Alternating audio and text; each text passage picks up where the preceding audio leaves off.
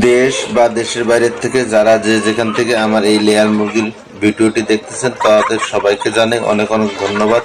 আশা করি সকলে ভালো আছেন এবং সুস্থ আছেন। আজকে আপনাদের সামনে যে লেয়ার মুরগির ভিডিওটা নিয়ে আসলাম সে মুরগিটা একদম ডিমের জন্য রেডি মুরগি। তো এইরকম রেডি মুরগি যারা সংগ্রহ করতে চান তারা আমার স্ক্রিনে দেওয়া নাম্বারে সরাসরি যোগাযোগ করলে এইরকম রেডি মুরগি সংগ্রহ করতে পারবেন।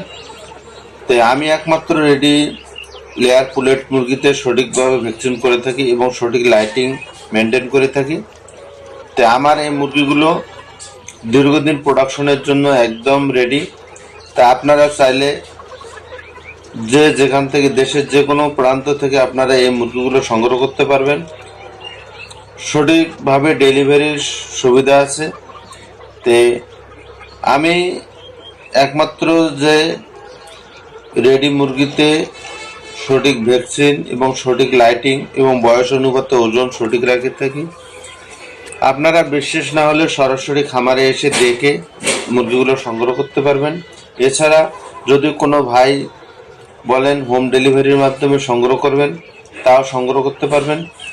তা আমি মুখে যা বলি এবং বাস্তবেও তাই। বিশ্বাস না হলে অনেকেই ল্যাব টেস্ট করে মুরগি সংগ্রহ করেন। আমার এই মুরগিগুলো ল্যাব টেস্ট করে নিতে পারেন আপনারা। তো এইরকম ডিমের রেডি মুরগি এবং বয়স অনুপাতে ওজন সঠিক মুরগি বর্তমানে পাওয়া যায় না। আপনারা হয়তো বিভিন্ন জায়গা থেকে পুলেট সংগ্রহ করেছেন বা দেখেছেন। তো আমার মতো এইরকম পুলেট সংগ্রহ যারা আমার কাছ থেকে পুলেট সংগ্রহ করছেন এইরকম পুলেট আর অন্য কোথাও পাবেন কিনা তা জানি না। তো আমি একমাত্র লেয়ার পুলেট মুরগিতে লাইফ টাইম যে ডিম প্রোডাকশন দেবে সেই হিসাবে এই মুরগিগুলো তৈরি করি।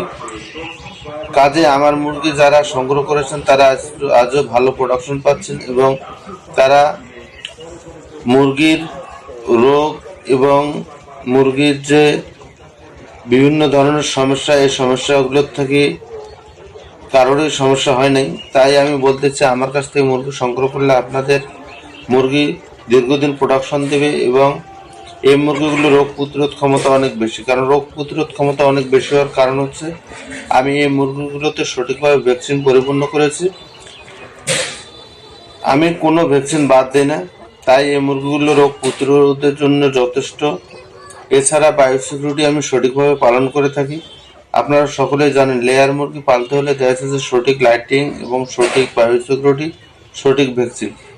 এছাড়া আরও কিছু জিনিসের দরকার, সেটা হচ্ছে লেয়ার মুরগির সবচাইতে বড় সম্পদ হচ্ছে যে জায়গাটাতে আপনি প্রজেক্ট করতে চাচ্ছেন সেই জায়গাটা অবশ্যই খোলামেলা হতে হবে এবং সেই জায়গাটা যেন ঘন বসতি বা লোকালয় না হয়।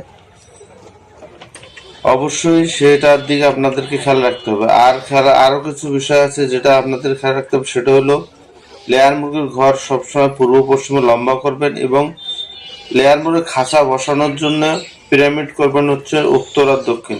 তাহলে দেখা যাচ্ছে যে আলো বাতাস সরাসরি প্রবেশ করবে মুরগিগুলোতে, রোগ বিসুখ কম হবে এবং মুরগিগুলো সুস্থ থাকবে, প্রোডাকশন ভালো থাকবে।